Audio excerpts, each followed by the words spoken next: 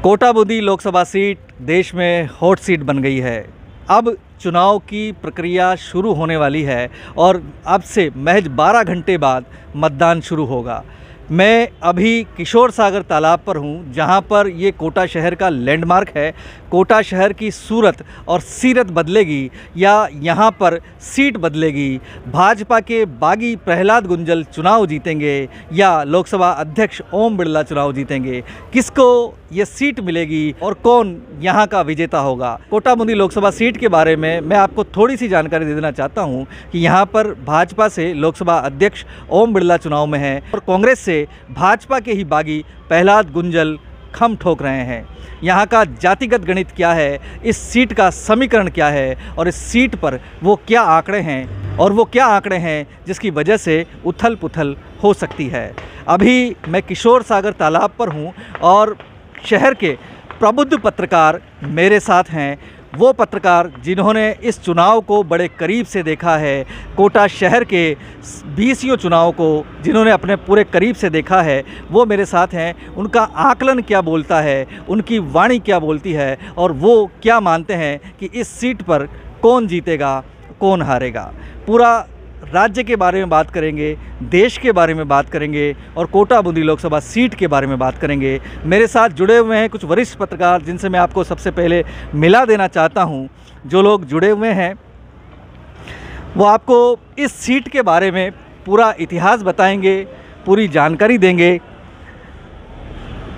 मेरे साथ कोटा शहर के वरिष्ठ पत्रकार हैं। सबसे पहले मैं आपका परिचय करा देना चाहता हूं। जनार्दन गुप्ता हैं, वरिष्ठ पत्रकार हैं।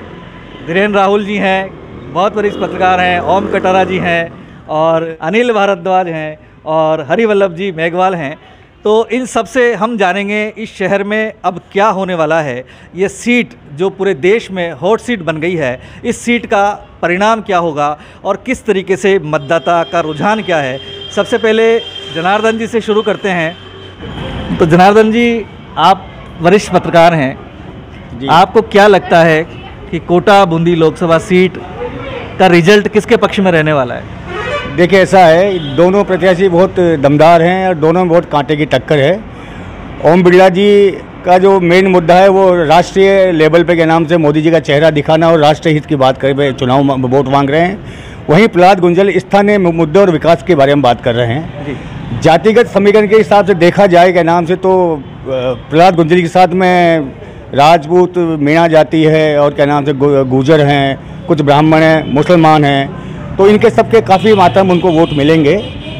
बिरला जी की हो सकता है कि शहर के अंदर उनका बहुत ज़्यादा प्रभाव है तो शहर में उनको ज़्यादा मत मिल सकते हैं। बट ये चुनाव में कांटे की टक्कर है।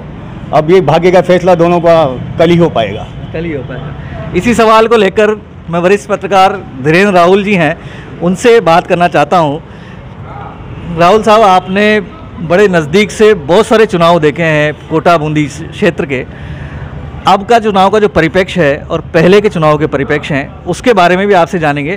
प्लस आप सबसे पहले ये बताएं कि कोटा बूंदी लोकसभा में आप किसको जीतता हुआ नज़र आ रहा है या किसका पलड़ा भारी है?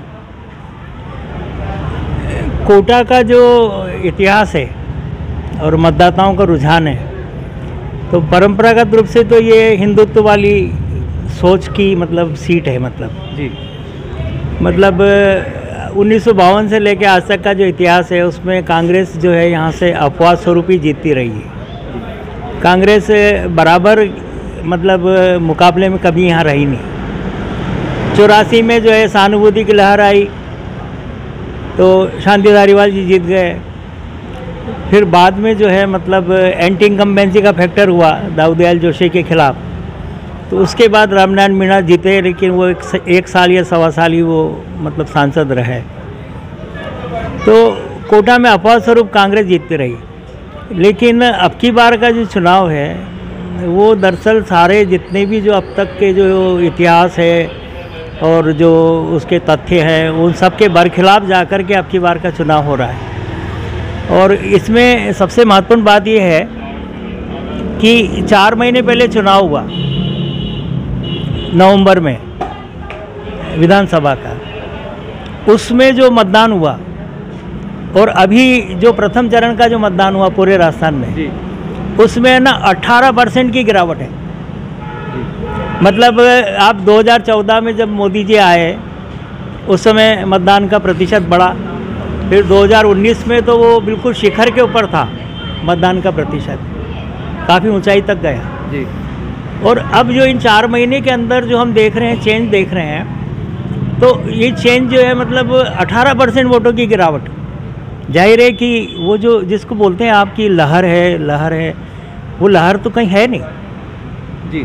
तो मतलब लहर नहीं मानते आप? मतलब मोदी जो लहर है ना वो कहीं नहीं है।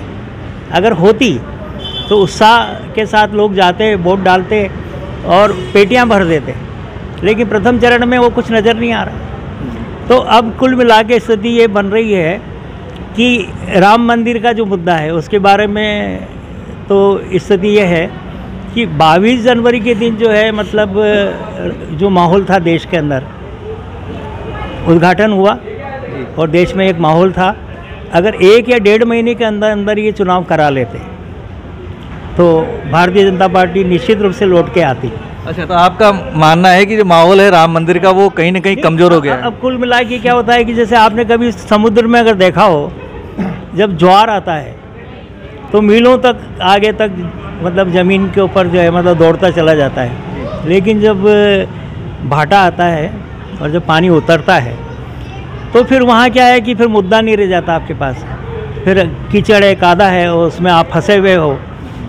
तो ये मतलब भारतीय जनता पार्टी यहाँ कोटा में फंसी हुई है। अच्छा, मतलब ये है कि न तो मोदी मैजिक चल रहा है, न राम मंदिर का जो जादू है वो चल रहा है, और कुल मिलाकर के आपके सामने स्थिति है कि आप इन्हीं दो मुद्दों के भरोसे थे, और जब आपको लगा कि अब ये दोनों मुद्दे काम नहीं कर रहे हैं तो अब फिर जो है आपने विकास की बात शुरू की, फिर आपने फुल पेज उसके विज्ञापन छपाया कि भाई हमने ये विकास किया। आपने फिर जो है अपने विधायकों को आगे किया कि आप जाकर के प्रेस कॉन्फ्रेंस लो और बताओ लोगों को कि भाई हमने ये विकास किया। तो विकास मुद्दा जो है आप शुरू से इस विकास के मुद्दे को आप लेके क्यों नहीं चले? मैं आपको एक बात बताऊं कि जैसे कोटा हवाई अड्डा है, अभी मैं जितने भी समारोह में गया और जहाँ जहाँ भी मैंने देखा, लोग जो है कागज़ के बनाए हुए हवाई जहाज़ उड़ा रहे हैं। वो जो रबड़ के बने हुए जो हवाई जहाज़ है उनमें फूंक भर करके उनको उड़ा रहे हैं। तो मतलब कुल मिलाकर के ये कि आप इतना बड़ा मुद्दा, आज तो आप ये कह सकते हो कि साहब जो है मतलब अशोक गहलोत की जो सरकार है उसने ज़मीन नहीं दी, 48 करोड़ रुपए या 100 करोड़ रुपए है, तो वो छोटी सी राशि थी, वो नहीं दी। लेकिन इससे पहले 5 साल तो वसुंधरा की सरकार थी, आप ही सांसद थे, पूरे 5 साल तक डबल इंजन की सरकार थी। उस समय हवाई अड्डा बन रहा था, लेकिन वो बन रहा था झालावाड़ के अंदर। 170 करोड़ रुपए बेरहमी के साथ जो है मतलब झालावाड़ में खर्च कर दिए गए। मतलब नरेंद्र मोदी सरकार ने 100 हवाई अड्डे बनाए पूरे देश में। गति शक्ति जो है नाम का एक पूरा मंत्रालय बनाया कि भाई इंफ्रास्ट्रक्चर बनाएंगे, नई नई रेल लाइनें बिछाएंगे, बुलेट लेके आएंगे, और कश्मीर और श्रीनगर तक मतलब जो है मतलब वो जो सबसे मतलब जोखिम भरा मतलब काम था, वहाँ पे भी आपने पुल बना दिया। कुल मिलाकर के है ना कि ये जो 100 जो हवाई अड्डे बनाए इन्होंने, मोदी सरकार ने, जिसमें जेवर का हवाई अड्डा बन रहा है, उसमें कुशीनगर का हवाई अड्डा बना है, मतलब पूरे अगर यूपी के अंदर देखें तो 5-7 मतलब हवाई अड्डे जो है मतलब उन पे काम चल रहा है। लेकिन राजस्थान में एक सबसे महत्वपूर्ण जो तीसरा शहर है उसमें हवाई अड्डा नहीं है। थोड़ा भी अगर मान लीजिए भारतीय जनता पार्टी के नेतृत्व में आला कमान में थोड़ा भी विज़न होता, डेवलपमेंट की थोड़ी भी कसक होती, तो ये जो 4 महीने का टाइम निकला मतलब राज्य सरकार के आने के बाद से लेके अब तक, भाई ठीक है 100 करोड़ आपके जमा होते रहते, आपकी स्वीकृतियाँ होती रहती, लेकिन प्रधानमंत्री को बुला करके अगर वो शिलान्यास करवा देते, उसका भाटा रख देते हवाई अड्डे का, तो भी यहाँ की जनता जो है खुश हो जाती, वो मानती कि भाई हमारे प्रतिनिधि ने कुछ किया है। तो आपका मानना है कि हवाई अड्डा नहीं बनने से उसकी कीमत चुकानी पड़ेगी? कीमत चुका रहा है कोटा। मैं आपको बताऊँ यहाँ प्रत्याशी को चुकानी नहीं, मैं आपको बताऊँ कि मुद्दा बन रहा है। आप जहाँ भी जितने कार्यक्रमों में आप जाइए, आज तो मेरे को अखबार में खबर थी कि उन्होंने किसी सड़क के ऊपर जो है मतलब वो छोटा सा विमान उतार दिया। और ये जो है ना, इनके कांग्रेस के जितने कार्यक्रम हो रहे हैं उसमें वो जो कागज़ के बने हुए हवाई जहाज हैं वो तो उड़ाए जा रहे हैं। मुद्दा तो है, अगर उसको नहीं मान्यता देना चाहें तो आपकी इच्छा, लेकिन नुकसान हो रहा है आपको उससे। अच्छा, मैं आपके पास फिर आऊँगा। फिलहाल मैं ओम कटारा जी से जोड़ता हूँ आपको। ओम कटारा जी वरिष्ठ पत्रकार हैं और इन्होंने भी पूरे शहर के कई चुनाव देखे हैं। ओम जी, आपको क्या लगता है अब इस चुनाव में ऊँट किस करवड़ बैठेगा? अब चुनाव की जब शुरुआत हुई थी, प्रत्याशियों की, उम्मीदवारों की घोषणा हुई थी दोनों ओर से, तब स्थिति अलग थी और अब स्थिति अलग है। अब एक शेर याद आ रहा है मुझे कि झूठ के किस्से दरकने लगे हैं, झूठ के किस्से दरकने लगे हैं, लोग अब सब समझने लगे हैं। क्या बात है। तो ये स्थिति आ गई है। और दरअसल कोटा शहर में मतलब बड़ा खामोशी का माहौल है शहर में, और देहात मुखर है। शहर में बिल्कुल खामोशी का माहौल है और देहात मुखर है। और अब स्थिति यह है देखने की कि कुछ भी हो सकता है। लोग एक बहुत ही भी पुराना जो संघ के कार्यकर्ता हैं, राष्ट्रीय स्वयंसेवक संघ का बीजेपी को जिताने में अहम भूमिका रही है, सबसे महत्वपूर्ण भूमिका संघ की मानी जाती है। लेकिन इस समय मैं देख रहा हूँ कि संघ की बड़ी खामोशी है। और देहात में भी जो संघ के, मैंने लोगों से बात की, जो संघ के बिल्कुल समर्पित कार्यकर्ता हैं और चुनाव में सक्रिय रहते हैं काफ़ी, वो देहात में होकर के आए तो उन्होंने जो बात कही उससे एक ही मेन मुद्दा सामने आता है कि ओम बिरला के खिलाफ इतना नेगेटिव माहौल क्यों है। मतलब ओम बिरला के खिलाफ नेगेटिव माहौल है, जबकि ओम बिरला लोकसभा अध्यक्ष रहने के बावजूद गांव में भी काफ़ी घूमे हैं और लोगों के समस्याएं भी सुनी है। उनके घर पे भी लोगों के पीड़ाएं, समस्याएं सुनते रहे हैं। कोरोना काल में भी थोड़ी मदद की। कोरोना काल में भी उन्होंने मदद की है। इसके अलावा रेलवे क्षेत्र में उन्होंने कई विकास कार्य कराए, जो महत्वपूर्ण विकास कार्य हैं। और बूंदी में चिकित्सा सेवाओं के काम कराए।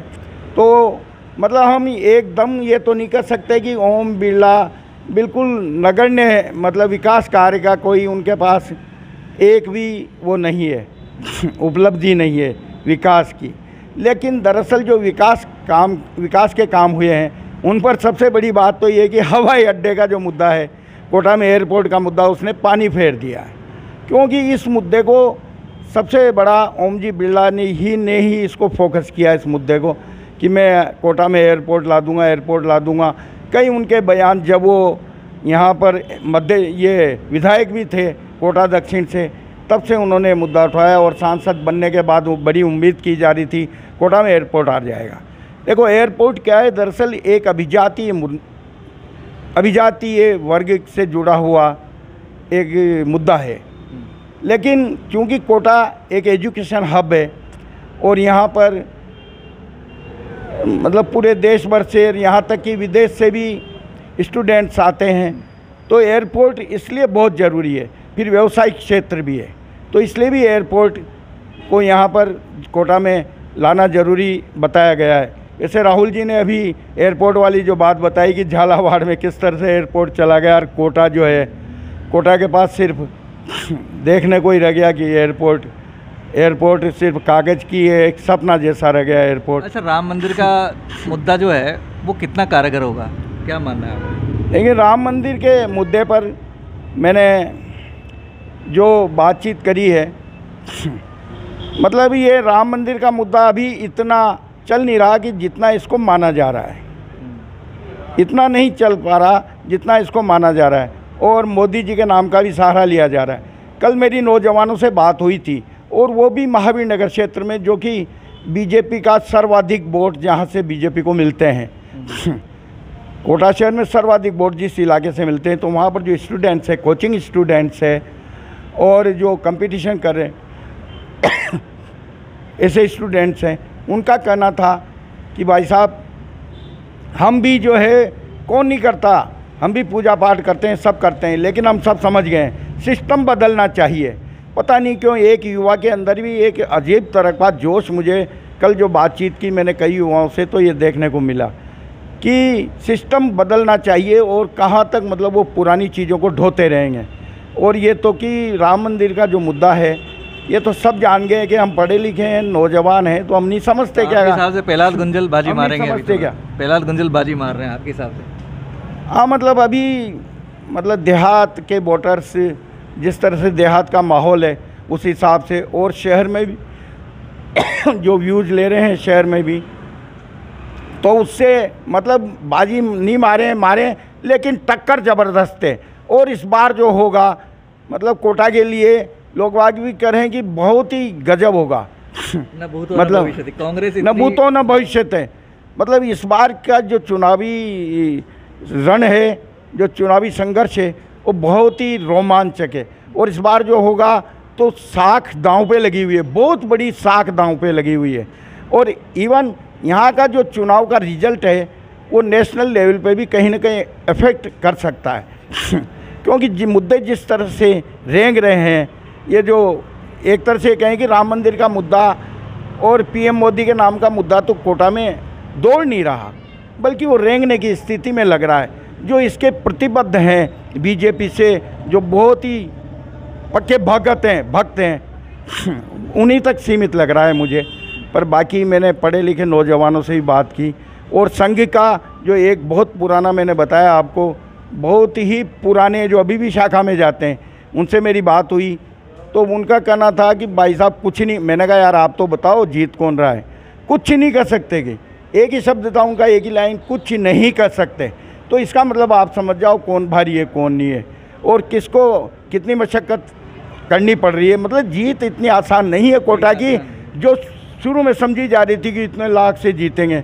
और हमारे जैसे लोग जो अनुमान लगाते हैं मतलब कहीं ना कहीं राजनीतिक माहौल के हिसाब से, तो वो भी एक कंफ्यूज में ही थे। हम भी मान रहे थे कि यार भाई जीतेगा तो फलाना ही क्या, लेकिन अब फलाना सब डरे रह के एक वातावरण में, हवा में ही पता नहीं क्या नेगेटिविटी आ रही है। कुल मिला के भाजपा के लिए नेगेटिव आ रही है, नेगेटिविटी। मैं आपसे फिर बात करूंगा कटारा जी।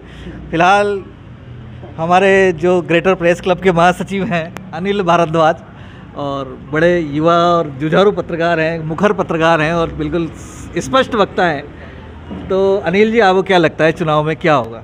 कोटा बूंदी लोकसभा क्षेत्र का मतदाता अपने आप से पूछ रहा है कि हमारा जो सांसद है और लोकसभा में वो इतना बड़े पद पर रहा, जिसके एक बार कहने पे मोदी सिट डाउन हो जाते थे, उसने हमारे साथ क्या किया?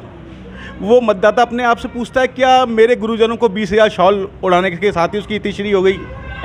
हवाई जहाज का मुद्दा तो बहुत बड़ा है। मेरे शहर के अंदर 2 केंद्रीय विद्यालय हैं, यदि ये 4 तो हो ही सकते थे, बहुत छोटी सी बात थी। वो इतने बड़े पद पर थे, यदि वो चिट्ठी भी भेजते ना केंद्रीय विद्यालय खुलवाने के लिए, तो केंद्रीय विद्यालय खुलवा सकते थे। क्योंकि हमारा जो बेसिक है प्राइमरी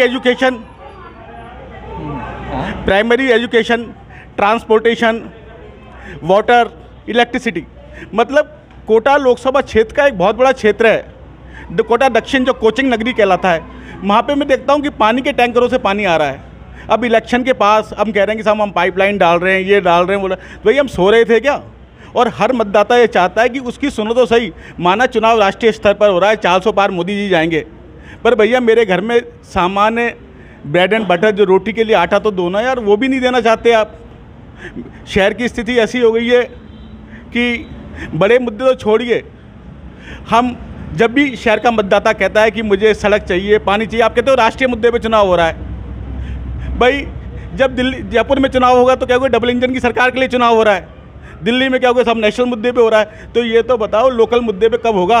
ये पासपोर्ट ऑफिस तो खोल दिया, पर लोग आज भी कहना कि साहब जयपुर से जल्दी पासपोर्ट बन के आ जाता है कोटा की अपेक्षा। और पासपोर्ट ऑफिस क्या खोला है? वो हमारे डाकखाने में एक पासपोर्ट ऑफिस चलता था, जो पोस्टमैन था वही काम ये कर रहे हैं पोस्टमैन का। कोई पासपोर्ट अब 1950 या 60 की बात थोड़ी है जो कोई, अब तो हर बच्चे के पास एक पासपोर्ट होता है। पासपोर्ट तो एक सामान्य आइडेंटिटी है, ऑनलाइन अप्लाई करो, आपका पुलिस परीक्षण होगा, जारी हो जाएगा। मतलब हमें मतलब ऐसी ऐसी चीज़ बताई जा रही है जो लॉलीपॉप लगती हैं, और मुझे तो लगता ही नहीं है कि भाई हमारा जो इतना बड़ा डायनेमिक लीडर है पूरे विश्व में, जिसकी बात पूजा जाता है, वो हमारे शहर के लिए इन छोटे छोटे मुद्दों पे लड़वा है। भाई कोटा उत्तर में एक मेडिकल कॉलेज खोल सकते थे, ये MBS हॉस्पिटल इतना बड़ा था। अरे देने की कुछ आप में इच्छा तो हो कि आप देना चाहते हो किसी को। क्योंकि मुझे घटना याद आती है कि एक बार अर्जुन सिंह जी बोले माधवराव सिंधिया से कि आपके यहाँ तो कोई भीड़ ही नहीं आती। बोला मैं तो पोस्ट कार्ड पे काम करवा देता हूँ आदमी का। तो ज़रूरत ही क्या है कि हम जनसुनवाई करें, ये सब करें। मेरा ये मानना है कि राष्ट्रीय स्तर पर चुनाव होना चाहिए, सारी चीज़ें, पर जो बेसिक मिनिमम है। पर क्या था कि इलेक्शन से कुछ दिन पहले तक ऐसा लग रहा था एक क्लीन स्वीप है, पर इलेक्शन के बाद जब कांग्रेस की वॉशिंग मशीन से जब प्रहलाद गुंजल आए तो वो वॉशिंग मशीन भी बढ़िया क्वालिटी की निकली LG की कि भैया उसने भी, तो एक अलग तरह की स्थिति हो गई। और हर मतदाता पूछने लगा हमसे, हमारे नेताजी से, मतलब दोनों ही नेता हैं बड़े वाले, मतलब दोनों में ये भीड़ को सम्मोहन करने की शक्ति है। और एक ज़माना होता था जब बिरला, भवानी, खींची, प्रहलाद गुंजल ये सबसे बड़े नेता होते थे शहर के और किसी भी चीज़ पे हंगामा कर देते थे। अब तो स्थिति ये हो रही है कि मतलब हमारे शहर की लॉ एंड ऑर्डर की स्थिति ये हो गई है कि SP के सामने रात को 3 बजे धरना लग जाता है। तो हमें लॉ एंड ऑर्डर चाहिए। और हमारे जो बच्चे हैं जो कोटा में आ रहे हैं उनको शिक्षा की चाहिए।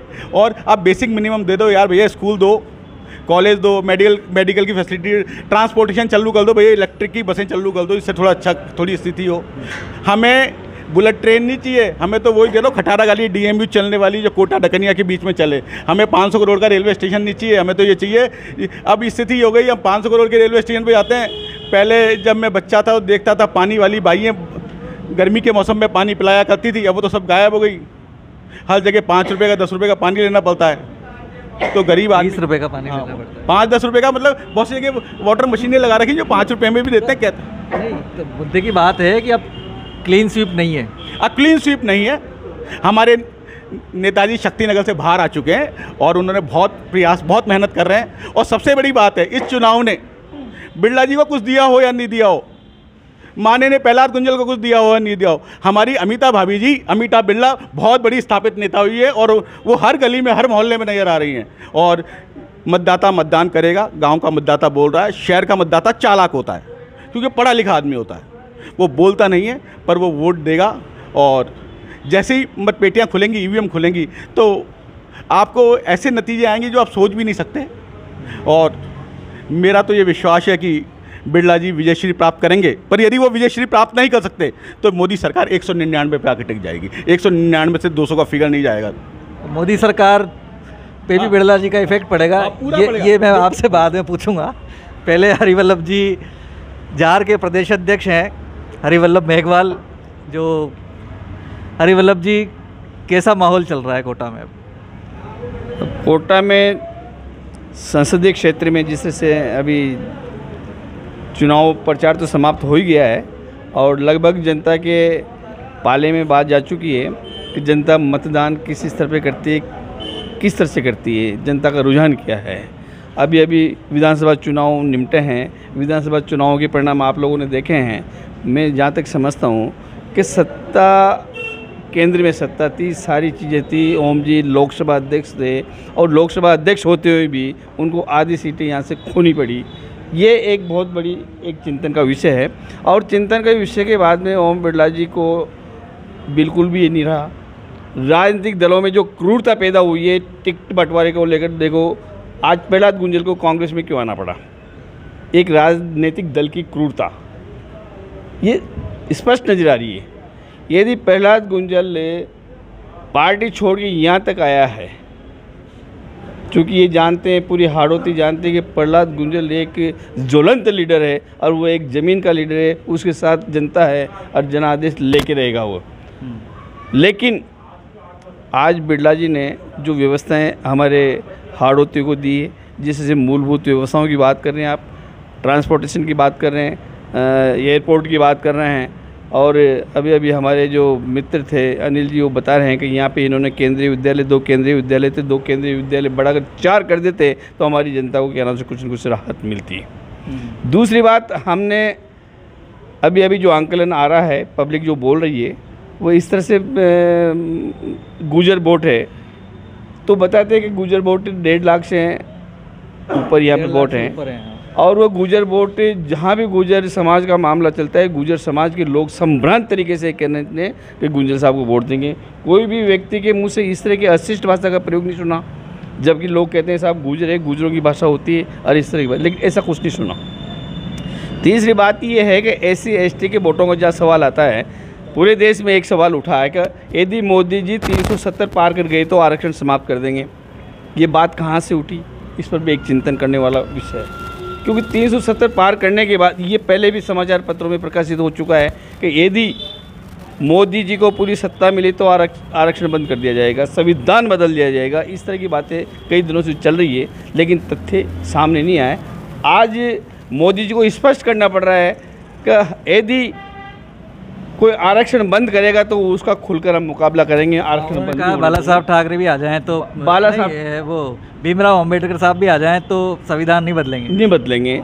लेकिन ये बात कहाँ से उठी, इस तरह से प्रचलित होगी कि लोगों के दिमाग में ये बात बैठ गई है कि यदि मान लो बीजेपी की सरकार पूर्ण बहुमत से आई तो आरक्षण समाप्त हो जाएगा, संविधान बदल जाएगा। हर जगह गली गली कूचे कूचे में बात उठ रही है। इसको कैसे साइलेंट, अब यदि एट लास्ट हम ये बात कह रहे हैं कि साहब नहीं बदलेगा या नहीं बदलेगा, यदि सारी चीज़ें थी 2 साल 3 साल से बात उठ रही है, यदि ये चाहते तो टाइम रहती इसका डैमेज कंट्रोल हो जाता। तो आपको मानना डैमेज कंट्रोल होगा? डैमेज कंट्रोल होना मुश्किल हो रहा है, लोगों के दिमाग में बैठ चुकी है। लोग कहते हैं कि साहब मोदी जी झूठे हैं, और आज भी आप ही जानते हैं कि सोशल मीडिया और आप जैसे लोग सब लोग यही बात कह रहे हैं कि देश में यदि कोई झूठा व्यक्ति है तो मोदी। लोगों का कहना है। आप तो क्लियर कट बोल रहे हो। अरे मैं नहीं बोल रहा हूँ भाई, मैं लोगों की फीडबैक बोल रहा हूँ जो सुनते हैं। आप नहीं बोलेंगे बताओ? हम जानते हैं कि बिरला जी बहुत अच्छे आदमी, एक टैलेंट है, और हमारा सौभाग्य रहा है कि बिरला जी को क्या नाम से इतना बड़ा पद मिला है और वहाँ जाकर उनको काम करने का मौका भी मिला है, और कोटा के लिए ये स्वर्णिम अवसर है। आज यदि मान लो बिरला जी हमारे पुनः सांसद बनते हैं तो निश्चित रूप से उनको बड़े ओहदे पे बिठाया जाएगा, और उनको बड़े ओहदे पे बिठाया जाना एक कोटा का सौभाग्य होगा। लेकिन जो हालात जो बन रहे हैं, जिस तरह से जो लोगों की बात आ रही है, और आप ये देखो सबसे बड़ी बात तो लोग मतदान जो प्रतिशत लगातार गिरता जा रहा है। लोगों का ये भी मानना है कि मतदान प्रतिशत, वो लग्जरियस लोग जो विलासी लोग हैं वो लोग मतदान नहीं कर रहे हैं, और जो विलासी लोग हैं ज़्यादातर भारतीय जनता पार्टी के पक्ष में वोट देते हैं वो लोग वोट नहीं डाल रहे। ये मतदान जो गिर रहा है वो निश्चित रूप से भारतीय जनता पार्टी को नुकसान दे रहा है। बिल्कुल मानना है, मेरा मत नहीं है, मैं लोगों की फीडबैक बता रहा हूँ। ये बात कहने में मैं भी कतरा सकता हूँ, मित्र हैं हमारे, बिरला जी मित्र हैं, रहे साथ पढ़े, सारी चीज़ें हैं, लेकिन ये सच्चाई बता रहा हूँ मैं आपको जो सामने है। और यदि इन चीज़ों में यदि आपने डैमेज कंट्रोल नहीं किया, ये डैमेज कंट्रोल नहीं हो पाया, तो हमारे लिए तो दुर्भाग्य है ना। दुर्भाग्य है। बाकी मैं फिर अंतिम 2 मिनट के लिए और बात करता हूँ आपसे, किस तरीके से क्या माहौल है, अब क्या लग रहा है आपको? देखो माहौल तो मैंने बताया कि बिल्कुल कांटे की टक्कर है। ओम बिरला जी का चुनावी प्रबंधन बहुत तगड़ा होता है, मतलब तो हो सकता है देखो वो क्या कर पाते हैं। प्रहलाद गुंजल भी वैसे ज़मीन से जुड़े हुए नेता हैं, तो वो भी अपने प्रयास में लगे हुए हैं। अब बूथ पे क्या होता है, कैसे होता है, अभी तो कल मतदाता ही तय कर पाएगा। कल मतदाता असमंजस की स्थिति है। हाँ बिल्कुल, टक्कर कांटे की कुछ कह नहीं सकते हैं। राहुल साहब, कांग्रेस का जो खेमा है, शिविर है, उसमें पहले कांग्रेस निष्प्राण थी और उसमें मुर्दनी छाई हुई थी, मायूसी थी। लेकिन प्रहलाद गुंजल के आने से कांग्रेस में एक जोश आया है, उत्साह आया है, एक स्फूर्ति आई है। और आज की तारीख में स्थिति यह है कि आप कहीं पे भी जाएं, किसी से भी बात करें, तो सारे लोग प्रहलाद गुंजल की बात करते हैं। तो ये एंटी इनकम्बेंसी का जो फैक्टर है ना, मतलब मुझे नहीं लगता है कि मतलब ओम बिरला प्रहलाद गुंजल से लड़ रहे हैं। ओम बिरला जो है ना, अपने खिलाफ जो एक 10 साल में जो पैदा हुई एंटी इनकम्बेंसी है, वो उसी से जूझ रहे हैं।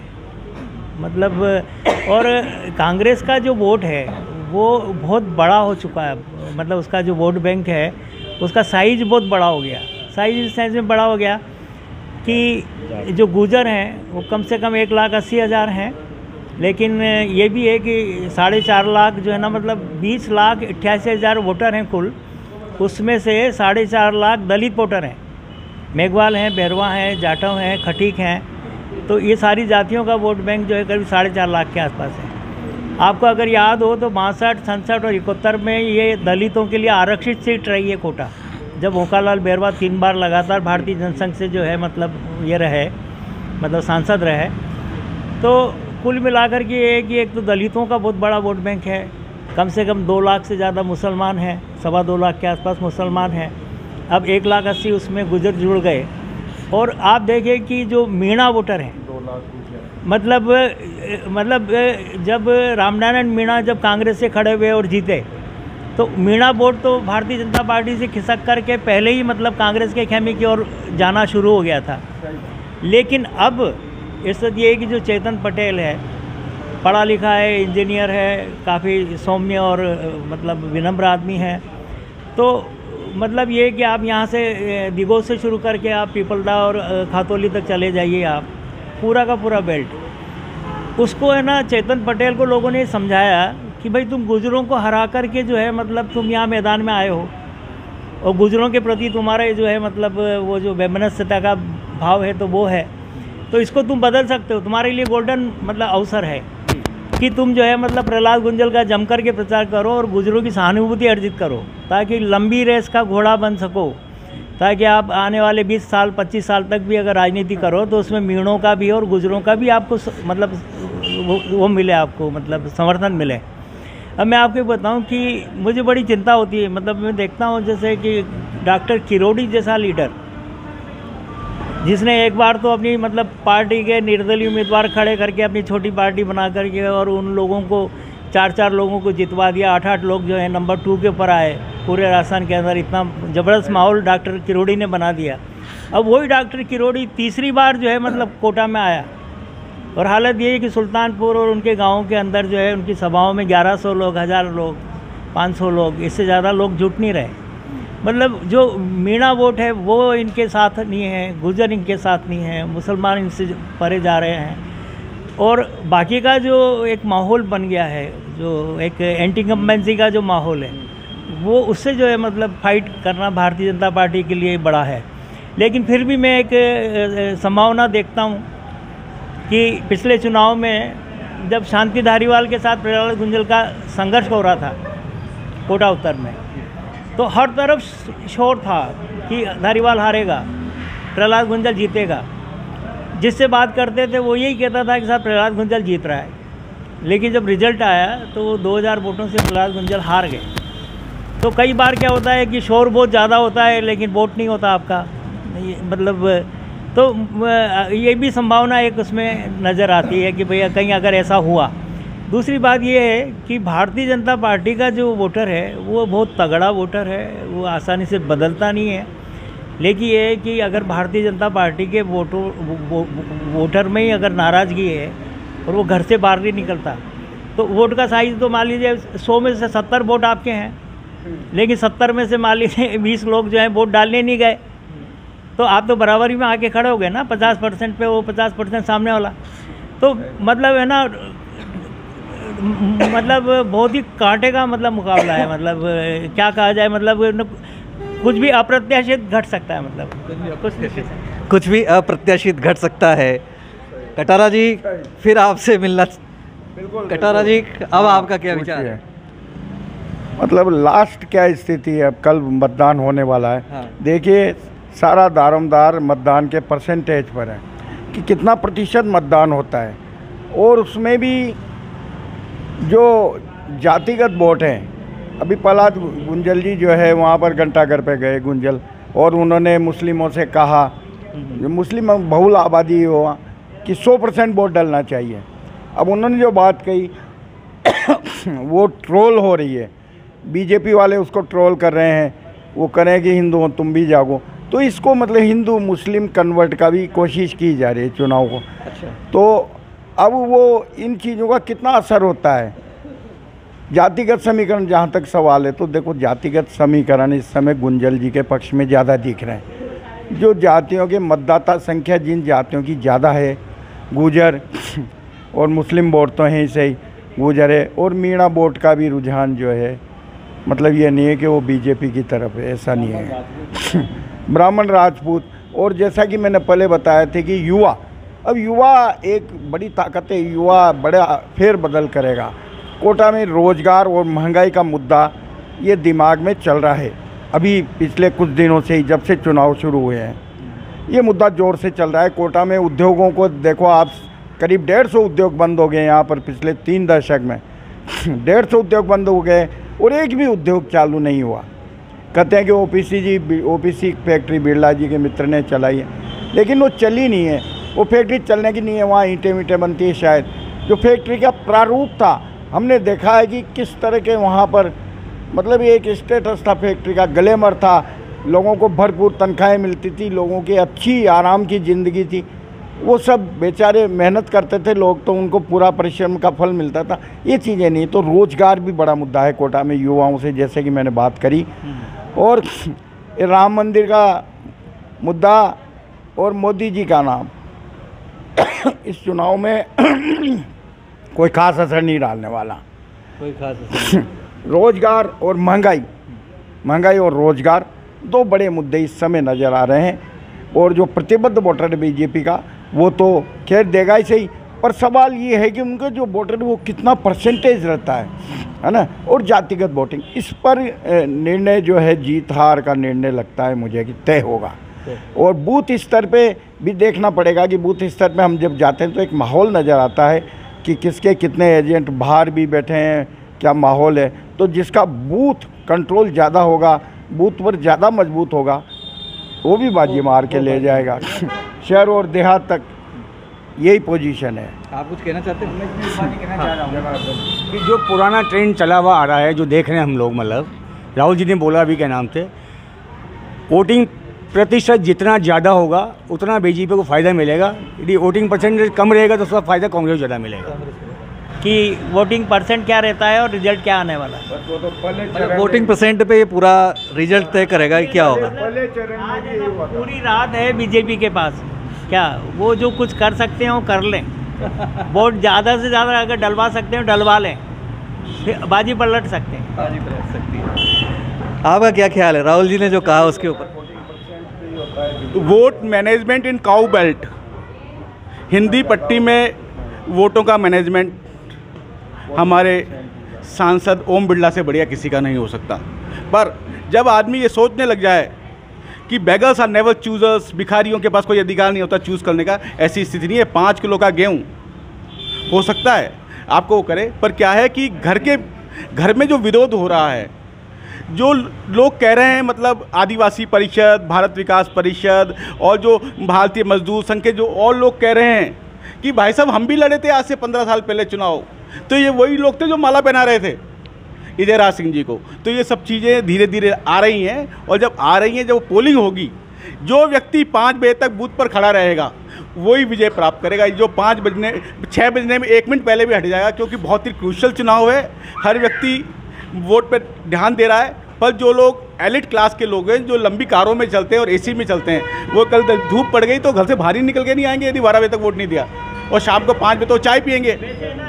6 बजे तक 6 बजे। तो प्रॉब्लम ये नहीं है। प्रॉब्लम यहाँ पे क्या है कि एक ही प्रजाति के 2 उम्मीदवार हैं, एक जैसे चुनाव टैक्टिस से चुनाव लड़ते हैं, सब कुछ एक जैसा है, एक ही परिवार के 2 हैं। पर क्या था, कांग्रेस वेंटिलेटर पे चली गई थी, पर गलती से वो 25 दिन 30 दिन पहले वेंटिलेटर से ऑक्सीजन पे आ गई है। और जिस तरह से मतलब ये हो रहा है कि आपकी शर्ट मुझे पसंद नहीं, आपकी शक्ल पसंद नहीं है, तो वो जितने भी लोग हैं एंटी सोच के, वो सब एक हो गए कि भाई साहब आपकी शर्ट को तो हमें बताना है कि आपके पास शर्ट कहाँ से आई। शर्ट वो व्यक्ति ईमानदारी से ही लाया, उसने बेईमानी नहीं की। पर मैं तो अब हम सब लोगों ने तय कर लिया कि प्रणय जी अच्छे आदमी नहीं है। अब वो अच्छे होने के बाद भी 10 जने मिलकर कह रहे हैं बुरे आदमी हैं, वो प्रॉब्लम हो गई है। और मेरा यह मानना है, विजय श्री का वर्ण तो ओम बिरला ही करेंगे। यदि ओम बिरला गलती से विजय श्री का वर्ण नहीं करेंगे तो मोदी सरकार की 199 सीटें ही आएंगी बीजेपी की। यदि वो 200 आ गई तो ओम बिरला विजयी हैं। आप उस टैली को देखिए। यहाँ से मोदी सरकार में क्या फ़र्क पड़ेगा? भाई ओम बिरला की जो सीट है कोटा की, बहुत हॉट सीट है, और ये वो सीट है जनसंघ का गढ़ है जहाँ से हमेशा ही बीजेपी जीतती है। जब कांग्रेस की बहुत बड़ी संख्या आती थी, जब भी बीजेपी जीतती थी, जब भी जनसंघ जीतती थी, यहाँ तो खून में ही हिंदूवादी है, स्नातन है। यहाँ के आदमी को प्रमाण पत्र की जरूरत नहीं है कि वो किसी से जाके प्रमाण पत्र लगा कि मैं हिंदू हूँ। मैं तो अपने आप ही हिंदू हूँ, मेरे घर पे झंडा ही लगा जब भी हिंदू हूँ। मैं सुबह उठ के हनुमान जी की चालीसा करता ही हूँ। हमारे चंबल के तट पे जितने हनुमान जी के मंदिर हैं कहीं नहीं होंगे, एक लाइन से हनुमान जी के गली में मंदिर है। इसलिए ये है कि चुनाव बहुत टफ है, फाइट बहुत टफ है।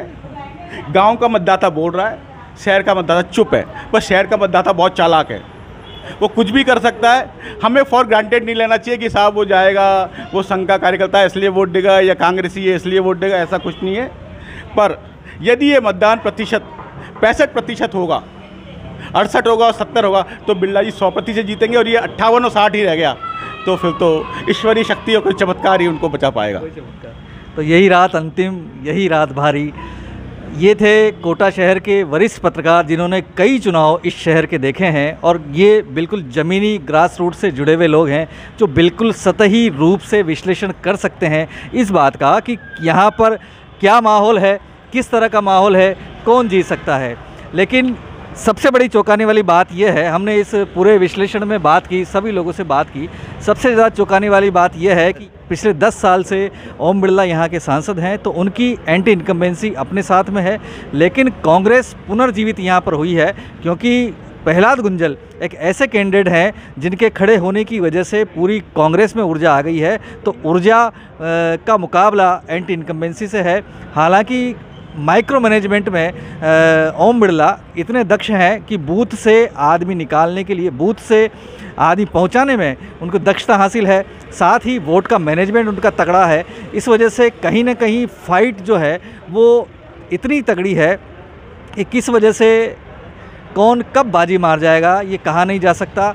लगातार इस चुनाव का पूरा विश्लेषण, आज अंतिम रात है, सुबह यहाँ पर मतदान चालू हो जाए। अब देखना ये होगा कि मतपेटियाँ किसको अपना सिरमौर बनाती हैं।